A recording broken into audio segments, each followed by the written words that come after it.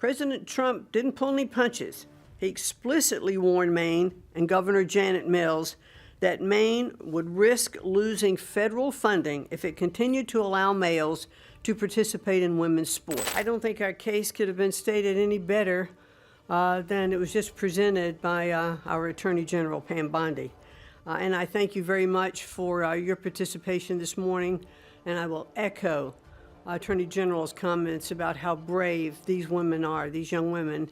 And of course, Riley Gaines has been a staunch advocate for the Title IX infractions, since she came on board. And we're so proud to have Riley out there as such a prominent spokesperson. So today we're announcing a weighty development in the Title IX investigation into the Maine Department of Education.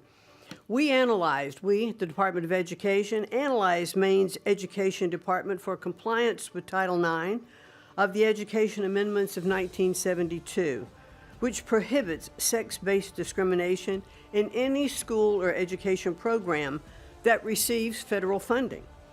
Unfortunately, our investigation has found that Maine continues to willfully violate Title IX and to strip the civil rights of female athletes in the state. And as Pam alluded as well, it's not just about their civil rights, it's about their safety.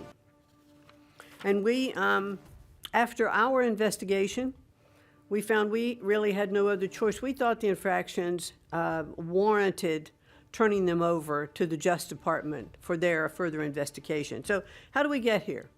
On February 5th, President Trump signed the executive order keeping men out of women's sports, which directed all states and educational programs receiving federal funds to cease the practice of allowing males to compete in sports programs for women. They didn't make this up. This is the law. This is Title IX. This executive order was aimed at protecting women like fencer Stephanie Turner or volleyball player Peyton McNabb from being injured and unfairly outmatched by male athletes. President Trump didn't pull any punches. He explicitly warned Maine and Governor Janet Mills that Maine would risk losing federal funding if it continued to allow males to participate in women's sports. Governor Mills chose to openly flout Title IX compliance, telling President Trump, and I'll repeat what the general said, "We'll see you in court," and obviously we are going to. That same day, our Office for Civil Rights opened an investigation into the Maine Department of Education and Maine School Administrative District Number 51 for permitting males and girls sports and denying female-only intimate facilities.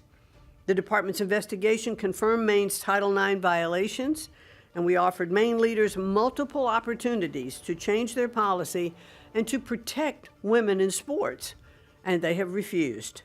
So now as the DOJ begins their enforcement actions, I hope Governor Mills will recognize that her political feud with the president will deprive the students in her state of much more than the right to fair sporting events. After all, compliance with federal civil rights law is a universal prerequisite for receiving federal funding. The Trump administration could not be any clearer to all states, sports leagues, and educational institutions. We take the violations of women's civil rights very seriously.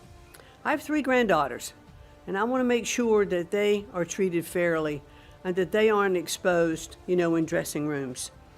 We want to make sure that if you open women's sports or intimate facilities to males, you expose yourself to federal civil rights investigations.